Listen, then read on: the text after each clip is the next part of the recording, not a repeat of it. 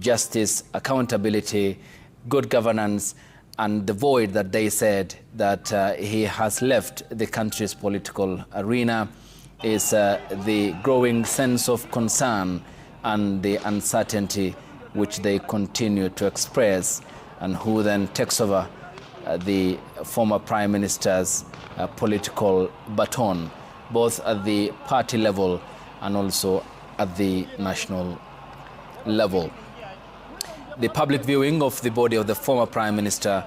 was moved from the National Assembly as earlier planned, following the communication yesterday issued by the Deputy President, Professor Kithure Kindiki,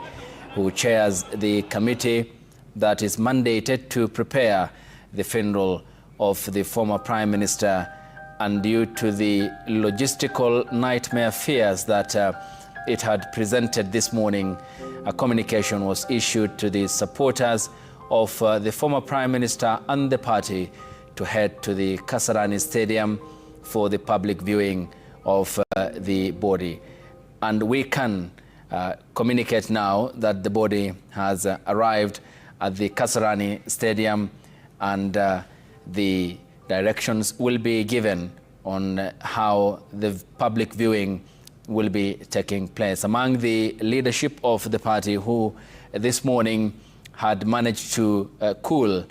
the supporters of the Prime Minister at the presence of Parliament, who are waiting even before the arrival of his body, were Otiende Amolo, the lawmaker representing Rarieda constituency, and it was up until the intervention of the Embakasi East lawmaker Babu Owino and the ODM Party Secretary General Edwin Sifuna, who was part of the delegation that was airborne for more than 17 hours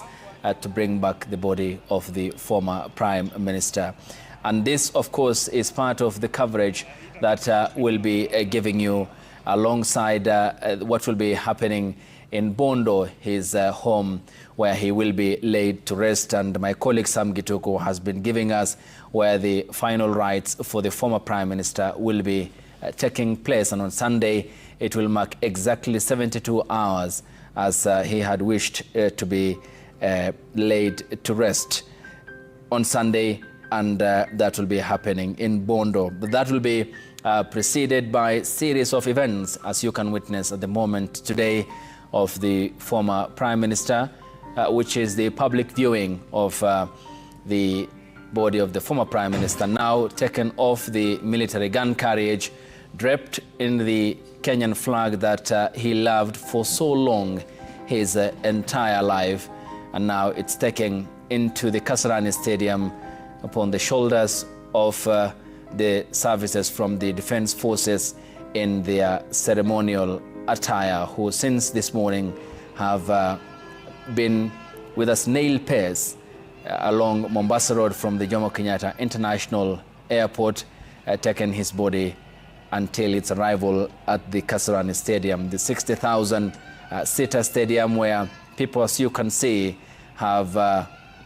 almost filled to capacity, and also taking the pitch space at the stadium. And thereafter, of course, will be the starting of the public viewing of the former Prime Minister. Still photos of the former MP, former Prime Minister, the ODM party leader, who has with ease won over the hearts of many Kenyans today, playing before our own eyes the support that he has commanded among millions of Kenyans. And there we go, the stadium almost filled to capacity, if not full. And they are also in the company of millions of others who are following this live broadcast across the country, following the death of the former Prime Minister. A frontline in the defense for human rights, an advocate, a Pan-Africanist and nationalist, the patriot, the dexterous, the bold, the geostrategist, Raila Odinga. Born in Maseno in the county of Kisumu, up until the apex of Kenya's politics, becoming, if not the most, one of the most consequential politicians that the motherland has ever produced. A man engineered for different seasons and against all the odds when ruled out has managed to defy the odds. And from the ashes at the odd times, he has managed to overcome the challenges of his time, dating back to when he was first elected to Parliament, then